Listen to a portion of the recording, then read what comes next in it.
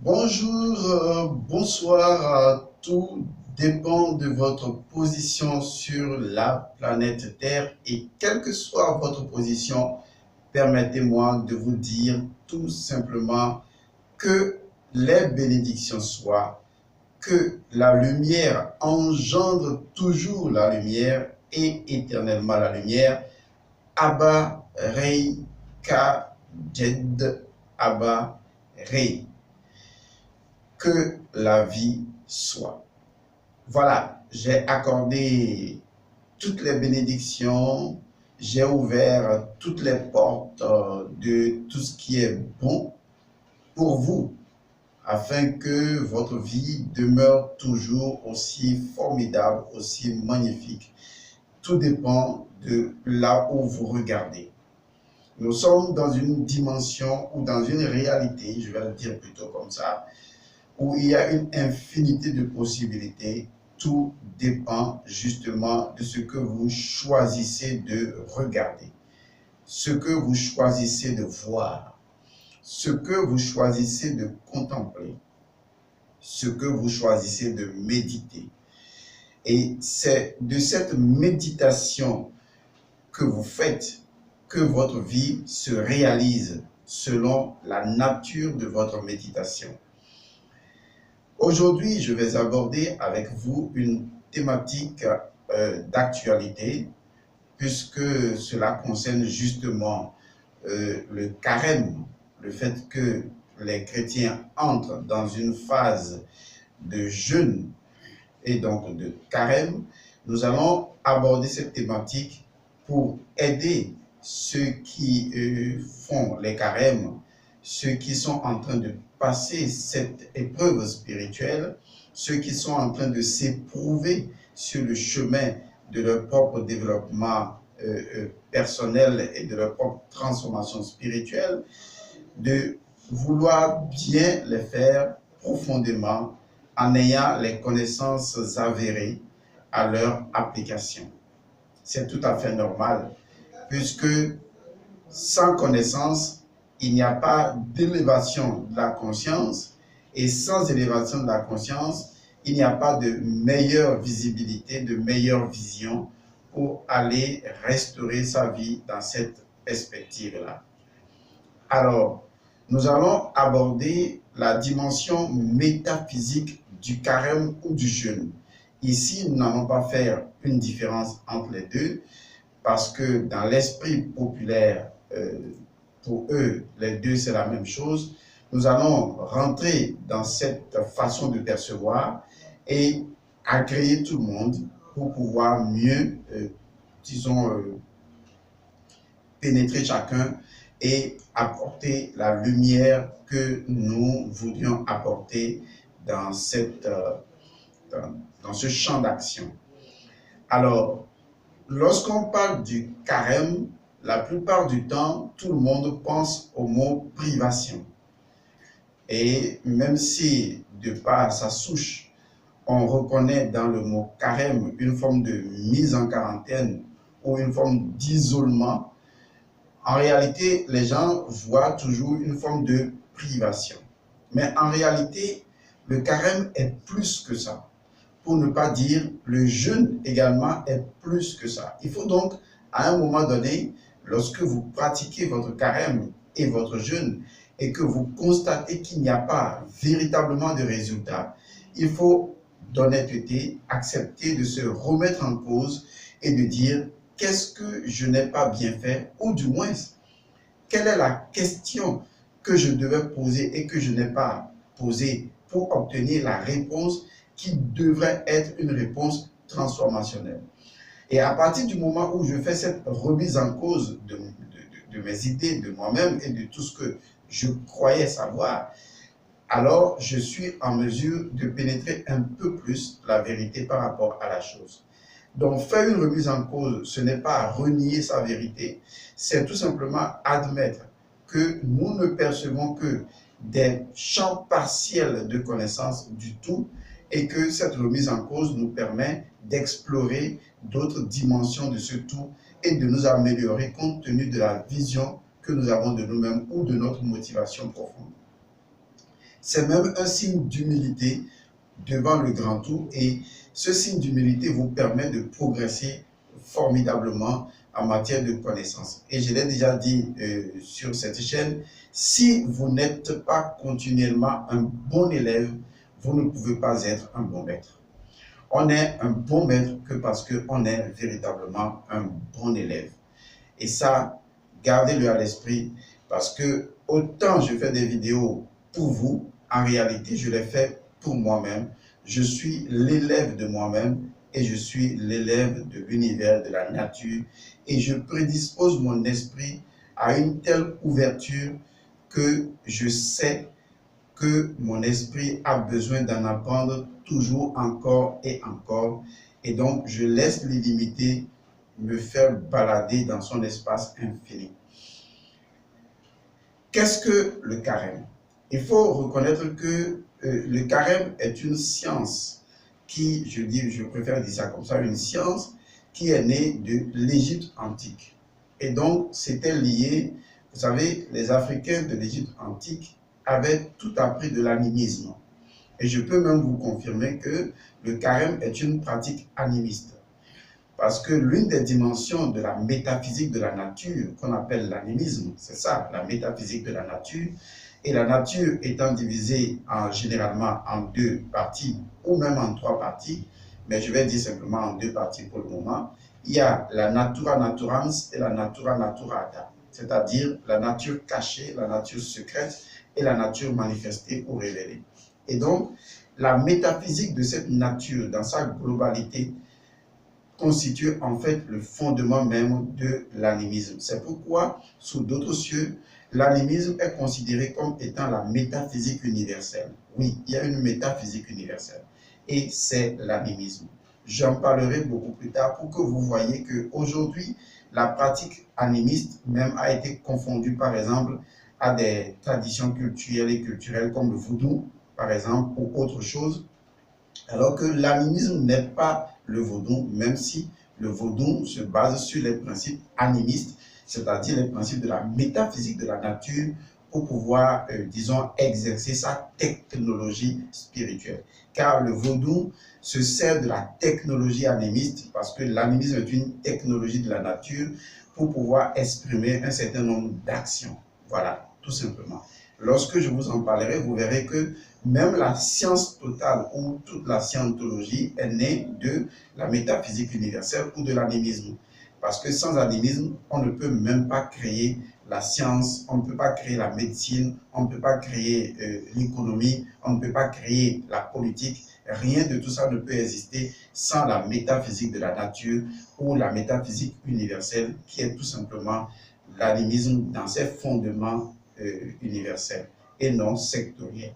Bon, fermons cette parenthèse pour dire simplement qu'il a fallu une étude de la métaphysique de la nature pour faire apparaître ce que vous appelez le carême. Les Égyptiens avaient constaté que la nature avait une façon particulière de se comporter selon la loi de la quarantaine, c'est-à-dire à chaque 40 jours, il fallait voir que le blé, qui était quand même, disons, une alimentation fondamentale des dieux, des néthers à l'époque de l'Égypte antique, il fallait observer que la production du blé ou la naissance du blé ou, disons, ce qu'on appelle le blé n'émergeait généralement de la terre à l'époque qu'après un certain nombre de jours, c'est-à-dire 40 jours généralement.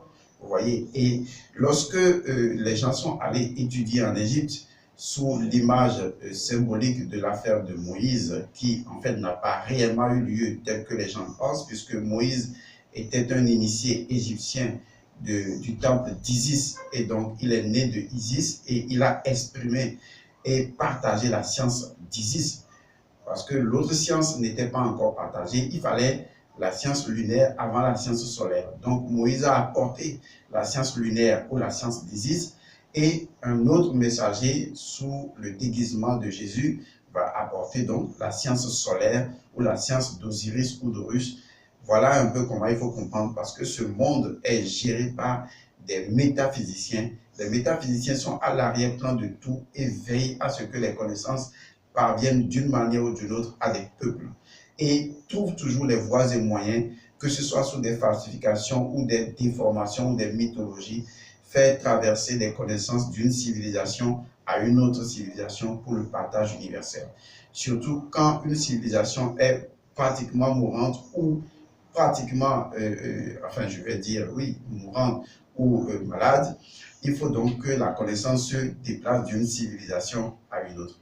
Et donc, il fut ce temps-là où, dans la nature, dans l'étude de cette nourriture des dieux, puisque la notion de Jésus-Christ du pain, justement, qui est fait à base du blé, viendra de là. Parce que quand vous ne comprenez pas le symbolisme ou l'origine même du pain, tel que conçu dans l'Antiquité, où ça provenait donc du blé, et dont le blé était la nourriture des dieux, et le symbole même de Osiris, en fait de Osiré. Et il fallait comprendre que la pousse du blé prenait quand même un temps qui était observable, et ce temps était justement de 40 jours pour qu'on puisse voir déjà le blé commencer donc à émerger, ce qu'on appelait justement la résurrection du blé. Et cela va être lié également à la résurrection de Osiris.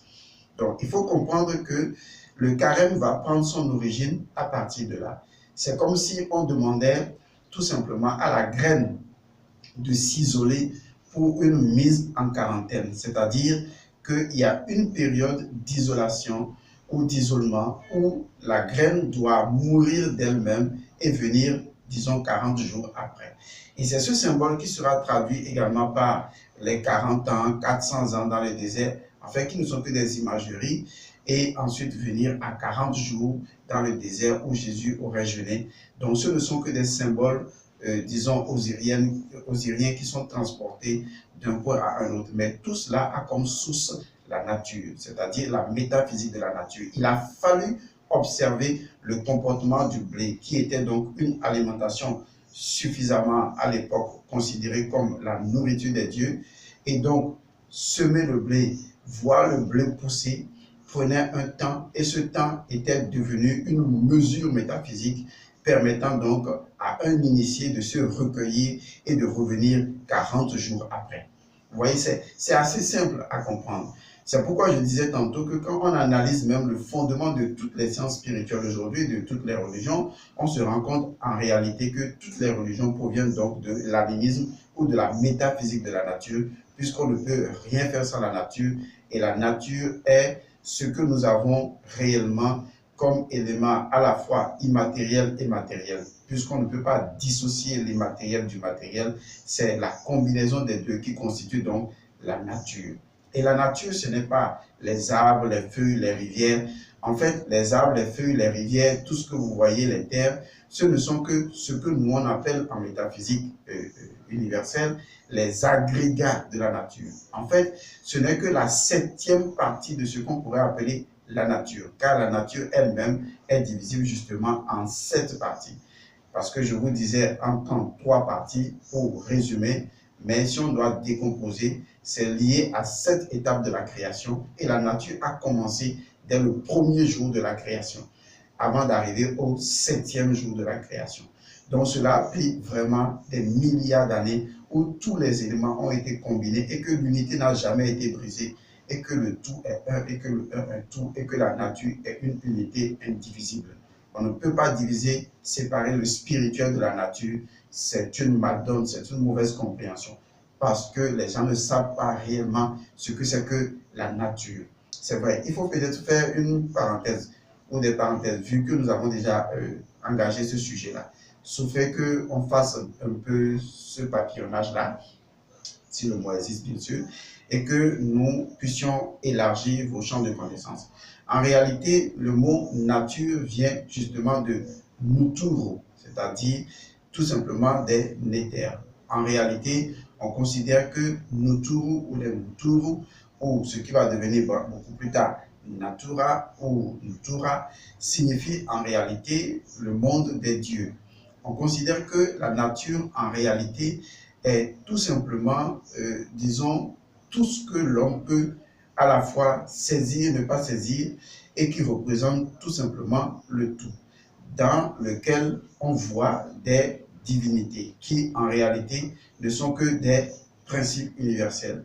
Et ces divinités seront appelées, ou ces principes universels seront appelés selon leur nature, c'est-à-dire selon leur caractère intrinsèque, nés de l'hypostase ou par hypostase, à reproduire le même comportement du tout, mais sur des champs d'action considérés, disons, limités.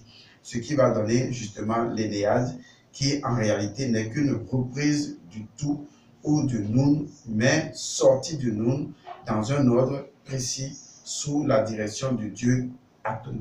Et donc, Atum étant né de lui-même, puisque le mot Atum signifie en fait celui qui s'est éveillé de lui-même, celui qui est né de lui-même, celui qui s'est né de lui-même. Et ça, c'est également toute une métaphysique qu'il faut approcher. Donc, le mot nature est plus profond que ça, parce qu'il réunit beaucoup plus l'ensemble de tous les principes universels ou l'ensemble de tous les Nuturu, de tous les principes, c'est-à-dire les divinités.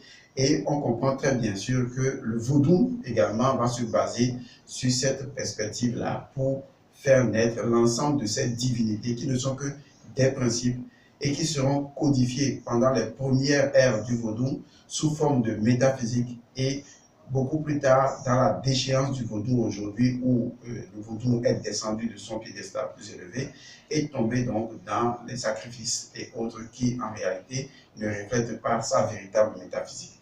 Bon, on revient à notre sujet. Donc, le carême ou le jeûne également, lorsque les sciences égyptiennes vont évoluer vers l'Orient, eh bien, il y a un mythe qui va naître sous le symbole que les Grecs ou les Latins vont récupérer après, qui vont appeler donc Jéjunus, c'est-à-dire il y avait le mystère ou le mythe de Yaya Mana.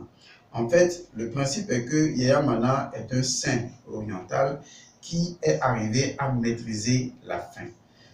Donc, le carême ou le jeûne, c'est tout simplement la maîtrise de la faim. Ce n'est pas s'abstenir de manger, ce n'est pas s'abstenir de boire. C'est tout simplement la maîtrise de la faim et de la soif. Et ça, c'est toute une métaphysique.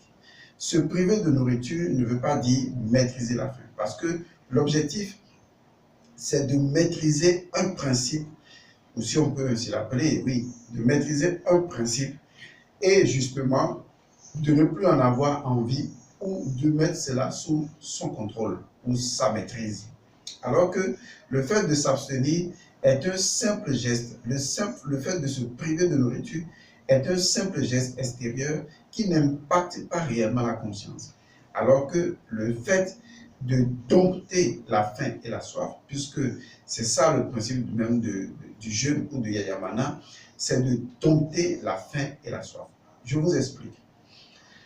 Est-ce que vous vous rappelez dans ces anciennes traditions, que ce soit de la Mésopotamie, de l'Égypte ancienne ou de toute autre tradition un peu plus reculée, que souvent les gens vous parlent de la dévoreuse d'âme ou du dévoreur d'âme.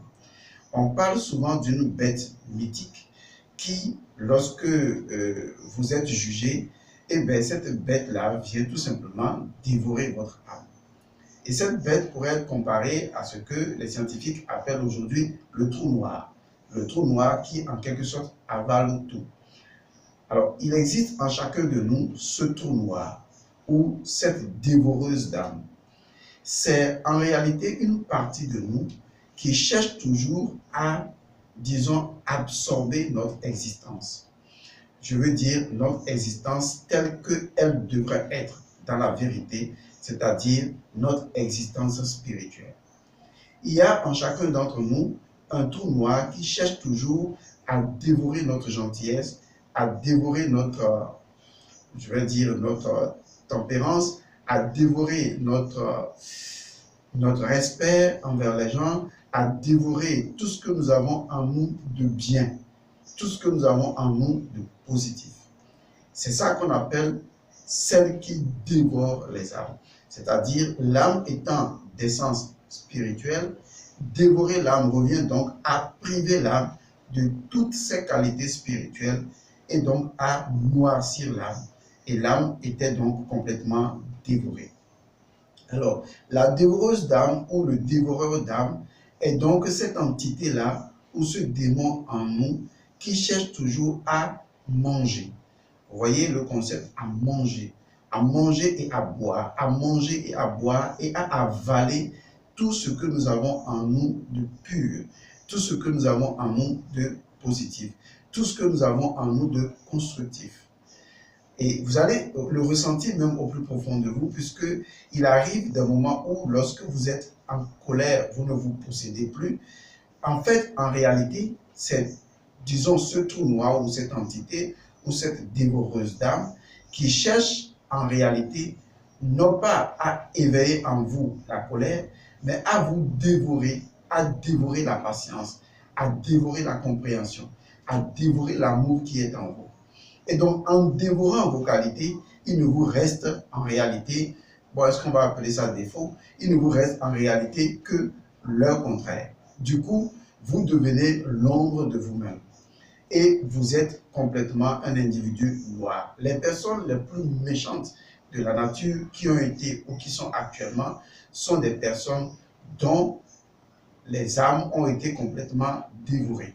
C'est pourquoi à un moment donné, quand on regarde des personnes méchantes, on dit mais il n'a pas de cœur, il n'a pas d'âme. Vous voyez, les deux sont similaires parce que c'est comme si son âme a été dévorée, son cœur a été dévoré, a été mangé par une entité démoniaque, c'est-à-dire quelque chose en nous qui a toujours faim d'avaler tout ce que nous avons en nous de positif, de pur.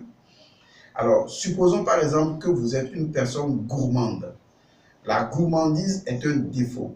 Vous n'arrivez pas à arrêter de manger à tous les niveaux, que ce soit physiquement ou spirituellement. Supposons que la vanité également est un défaut chez vous et vous êtes toujours un individu vaniteux. Estimons même que la colère, par exemple, l'attachement, la luxure, que ce sont des perversions que vous avez développées. Alors, la réalité, quand vous analysez, quand vous arrivez à méditer et à aller au fond de vous, posez-vous la question de savoir comment se fait-il que vous n'avez jamais ou vous n'arrivez pas à avoir une emprise sur ces genres de choses qui se produisent en vous, comme si à l'intérieur de vous, quelque chose déclenche un événement et vous êtes tout simplement manipulé. C'est très simple à comprendre. C'est parce qu'il y a en vous une entité qui a toujours faim et qui, en fait, va dévorer complètement les qualités opposées à cette perversion-là et ne laisser en vous que tout simplement cette perversion. Donc, en réalité, lorsque quelqu'un, disons, lorsque la dévoreuse d'âme ou le dévoreur d'âme va complètement aspirer cette valeur de votre âme qu'on appelle la générosité, il ne restera tout simplement que la gourmandise. Vous voyez, il y a en nous quelque chose qui cherche toujours à, je vais dire, à dévorer nos valeurs, nos qualités en nous. C'est notre trou noir. Vous voyez, c'est une dévoreuse ou un dévoreur de l'existence. Ça veut toujours absorber tout pour retourner tout à un vide ou à un néant de sa nature. Et donc, Yaya Mana, donc cette légende ou ce légendaire homme, est arrivé à dompter son trou noir, à dompter sa bête, à dompter donc cette dévoreuse d'âme, cette dévoreuse des qualités. Parce que souvent quand on dit âme, c'est toujours lié à des qualités, à des valeurs. D'où le mot ami. Vous voyez, un ami, c'est une personne avec qui on partage les mêmes qualités d'âme. Donc quand je rencontre quelqu'un et nous avons les mêmes valeurs, les mêmes qualités d'âme, on peut dire qu'on est amis. Malheureusement, aujourd'hui, tout le monde appelle tout le monde ami. Alors que souvent, vous ne connaissez même pas la personne et vous l'appelez ami. En réalité, quand vous analysez l'individu et vous voyez que vous avez les mêmes valeurs, les mêmes qualités, vous voyez les mêmes qualités d'âme, en quelque sorte, en ce moment-là, et bien vous pouvez dire c'est mon ami parce que je partage avec lui les mêmes valeurs, les mêmes qualités d'âme. Voilà. Donc le mot âme, généralement dans son étymologie de métaphysique, représente l'enfant de l'esprit et possède des valeurs divines, des qualités divines. Et donc ces qualités-là peuvent être dévorées par une bête qui est en nous. Cette bête-là, c'est la partie sombre de nous-mêmes. Et donc, lorsque vous pratiquez le carême, lorsque vous pratiquez le jeûne, lorsque vous êtes le blé qui doit être isolé sur la terre, ou lorsque vous devez être l'homme qui doit se retrouver dans le désert pour, en quelque sorte, disons, mourir et renaître de lui-même, eh bien, il est très important de comprendre que votre rôle, c'est de dompter la bête. Vous savez comment domestiquer un animal? Eh bien, c'est de domestiquer votre trou noir, c'est de domestiquer cette entité de monde-là, c'est de domestiquer donc cette dévoreuse d'âme. Et de comprendre que à chaque fois que vous posez ou vous avez envie de poser un acte contraire à vos qualités d'âme, cherchez toujours à savoir quelle est la raison qui me pousse à le faire. Généralement, c'est ce qui manque lorsque vous jeûnez. Et c'est ce qui fait que la plupart du temps, les perversions reviennent à la fin du jeûne. Comme des bêtes tapies dans l'ombre qui sont cachées quelque part et qui après, qu'on a dit, bon, mettez-vous en quarantaine et un jour après, eh bien, ça revient. Et on se demande, mais j'ai jeûné pendant des années, mais qu'est-ce qui a changé vraiment en moi? Parce que vous êtes juste privé d'eau et de nourriture, mais vous n'avez pas dompté la bête en vous. Vous ne vous êtes pas posé la question de savoir si je suis vaniteux, puisqu'il faut reconnaître quand même, la première étape, c'est la prise de conscience de ses défauts. Parce que si vous ne prenez pas conscience de vos défauts, vous n'allez même pas y travailler, puisque ce que vous cherchez en réalité, c'est vous transformer, c'est produire un homme nouveau de l'homme que vous étiez ou de l'homme que vous êtes. Donc c'est un peu comme un auto-accouchement, c'est d'accoucher de soi-même, de quelque chose de meilleur. Et donc si quelque chose de meilleur ne naît pas de vous-même, c'est qu'à un moment donné, vous n'avez pas franchi la première étape qui est donc d'être conscient que effectivement vous avez des défauts. Et c'est tout à fait normal, tout le monde en a. Parce que tant que nous avons notre trou noir en nous, il n'y a rien à faire, et bien c'est là. Donc c'est de reconnaître que, voilà, j'ai en moi peut-être la luxure, j'ai en moi la vanité, la gourmandise, j'ai en moi, etc., etc. Ok. Donc de faire un peu comme un genre de répertoire de ces défauts. Et de se dire, ok, maintenant quand je prends, disons, la gourmandise à tous les niveaux, hein, pas seulement au niveau nourriture, mais au niveau argent, au niveau tout ça. Alors, quand je suis attaché et que je suis gourmand, par exemple, qu'est-ce qui m'a amené à être comme ça? Parce que c'est une question qu'on ne se pose pas. Vous voyez? Pourquoi je suis comme ça? Quelle est l'origine même de ça? Généralement, les gens confondent le pourquoi et le comment. Pour eux, comment ils sont devenus comme ça, ils vous les expliqueront. Ils vous diront que oui, avant j'étais gentil, mais le monde m'a changé, et voilà, j'ai changé, je suis devenu comme ça. D'accord, ça, c'est le comment, ça, c'est la manière. Mais ce qui m'intéresse, c'est pourquoi. Qu'est-ce qui, à la base, quel est le principe premier qui autorise que vous soyez comme ça? Posez-vous cette question. Pourquoi suis-je comme ça? D'accord? Ou pourquoi la gourmandise est ce qu'elle est à l'intérieur de moi ou avec moi? Parce que la gourmandise diffère d'un individu à un autre. Et pour vous, le pourquoi peut différer d'un autre pourquoi. Donc la question est simple. Pourquoi la vanité est vanité avec moi? Pourquoi? Quand vous posez cette question, vous trouverez naturellement, si vous prenez la paix avec vous-même, si vous êtes en paix avec vous-même, vous trouverez facilement quelle a été l'origine première d'une telle attitude. Et vous dites, waouh, si je connais l'origine de la bête, voilà ce que je veux dire, si je connais l'origine de la bête, je peux connaître donc sa nature, je peux donc dompter la bête. Parce que si je veux dompter la bête, je dois connaître la bête. Je dois connaître également le terrain où la bête se déroule. Et le terrain, c'est ma vie à moi. Encore que cette vie m'appartient. Donc je dois revendiquer le fait que je m'appartiens à moi. Et que personne ne peut revendiquer cela. C'est ce qu'on appelle la propriété métaphysique de soi-même. Donc je revendique mon intégrité de telle sorte que je m'appartiens. Personne ne me possède à part moi. C'est mon droit divin de m'appartenir à moi-même. Donc, je réalise que le terrain sur lequel la chose va se dérouler, eh bien, c'est moi. Et la seule personne qui possède moi, c'est moi. Dès que vous arrivez à cette conscience de votre propre propriété métaphysique de vous-même, c'est un pas. Vous maîtrisez donc le terrain. Vous voyez, ensuite, il faut connaître l'ennemi. Si c'est un ennemi, bien que ce ne soit pas un ennemi, il faut le connaître, cet opposant-là. Savoir quel est son principe premier. Qu'est-ce qui autorise que la chose soit la chose en contact avec moi. À partir de ce moment, je maîtrise donc la chose. Et ça, c'est très important à savoir. Maintenant, l'autre élément très important également, c'est de se connaître soi-même. Donc, quand vous maîtrisez ces trois éléments, à savoir se connaître, connaître le terrain et connaître l'ennemi, là, vous avez toutes les cartes en main.